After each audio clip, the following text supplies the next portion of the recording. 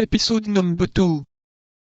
The discovery of a completely unknown manuscript at a period in which historical science is carried to such high degree appeared almost miraculous. We hastened, therefore, to obtain permission to print it, with the view of presenting ourselves someday with the pack of others at the doors of the Academy des inscriptions that bears letters, if we should not succeed, a very probable thing, by the by, in gaining admission to the Academy franchise with our own proper pack. This permission, we feel bound to say, was graciously granted, which compels us to give a public contradiction to the slanderers who pretend that we live under a government, but moderately indulgent to men of letters.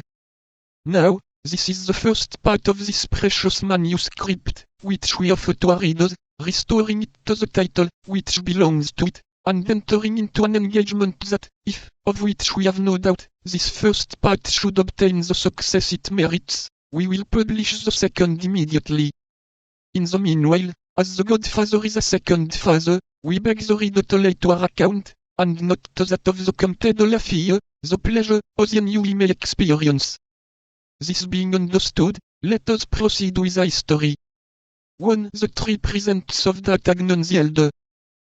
On the first Monday of the month of April, 1625, the market town of Meung, in which the author of Romance of the Rose was born, appeared to be in as perfect a state of revolution as if the Huguenots had just made a second La Rochelle of it. Many citizens, seeing the women flying towards the high street, leaving their children crying at the open doors, hastened to don the cuirass, and supporting their somewhat uncertain courage with a musket, or a partisan, directed their steps towards the hostelry of the Jolly Miller, before which was gathered, increasing every minute, a compact group, vociferous and full of curiosity.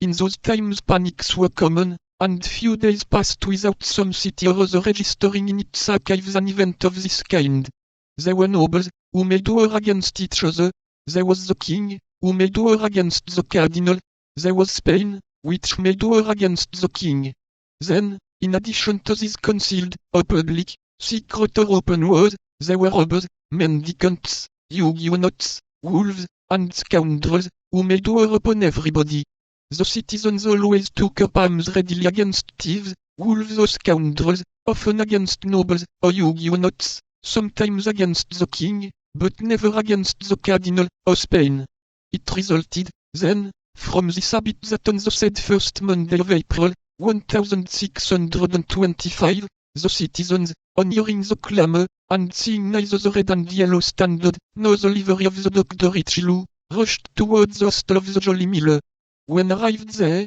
the cause of the abode was apparent to all.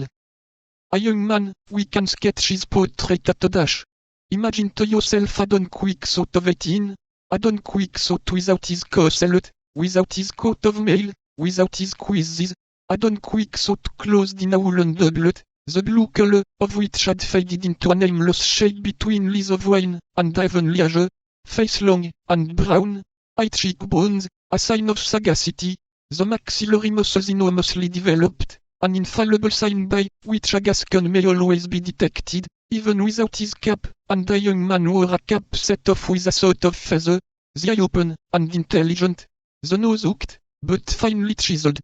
Too big for a youth, too small for a grown man, an experienced eye might have taken him for a farmer's son upon a journey had it not been for the long sword which, dangling from a leather baldric, hit against the calves of its owner as he walked, and against the rough side of his steed when he was on horseback.